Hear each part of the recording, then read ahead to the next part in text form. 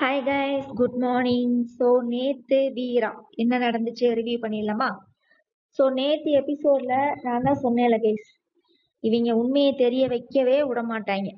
இந்த அம்மா ஆட்டோவில் போய் ஓடிக்கிட்டே இருக்குமாமா. அதுக்கப்புறம் ஃபோன் பண்ணி மாறன் டூ வீலரில் போய் அந்த விட்னஸை கண்டுபிடிச்சி உதப்பாராமா. நம்ம பார்க்குறவங்கெல்லாம் கேனைங்க. ஷோ சாமி, ஏன் எப்படா இந்த நாடகத்தில் இந்த முட்டாள்தனத்தை நிறுத்த போறீங்க? கொஞ்சம் லாஜிக்கா நாடகம் எடுங்கடா. ஏன்டா அவ ஆட்டோல ஏறி பாதி தூரம் வந்துட்டா. அதுக்கப்புறம் தான் அவ தங்கச்சிக்காரி காணாலும் இவ்வளவு திமிர்த்தனம் ஆகக்கூடாது சாமி. இவ்வளவு திமிரே ஆகாது. மாறனுக்கு போன் பண்ணி சொல்லாட்டி தான் என்ன? ஏற்கனவே நான் வீரா கிட்ட சொல்ல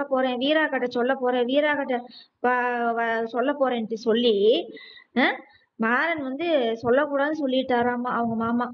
உடனே அந்த வாக்கை காப்பாத்தணும்னு சொல்லிட்டு பர்ஸை கீழே போடுற மாதிரி நடிப்பாங்களாமா. அதுக்கப்புறம் இந்த அம்மா ஆட்டோலயே உட்காந்துருக்குமாமா. என்னை எட்டி கூட பார்க்க மாட்டாங்களா தங்கச்சிக்காரி என்ன பண்றாங்க? போனை எடுத்து பேசுவாங்களாமா. மாறன் மாமா, அக்கா விட்னஸ பார்க்க போயிட்டு இருக்கா, எனக்கு என்னமோ பயமா இருக்கு, நீங்க வாங்க மாமா அப்படின்னு சொல்லாட்டிதான் என்னய்யா? நாடகத்தை தான் எடுத்து உடைங்கய்யா. அப்பத்தான் நாடகம் நல்லா இருக்கு. எத்தனை நாள் இந்த உண்மையை மறப்பீங்கன்னு தான் நானும் கேக்குறேன். மாறன் சார் ரொம்ப ஓவர் ஆக்டிங், பயங்கரமான ஆக்டிங்.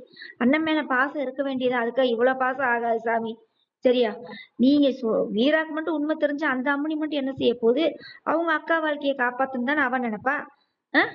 உடைங்கடா, நாடகத்துல உண்மையை எங்கேயாவது போட்டு உடைங்க. சரியா?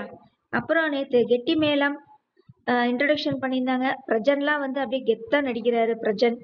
அதுக்கப்புறம் அது என்னது, நல்லா இருந்துச்சு கெட்டி மேளம். இந்த நாடகம் ஒரு நல்லா இருந்தது. சாயா சிங் இவங்கெல்லாம் நடிச்சு அந்த 1 மணி நேரம் எபிசோடு பார்த்தேன். நாடகம் பரவாயில்ல. அதுக்கப்புறம் இந்த நெஞ்சத்தை கில்லாதே ஏன் முடிவடைஞ்சுனே தெரியல.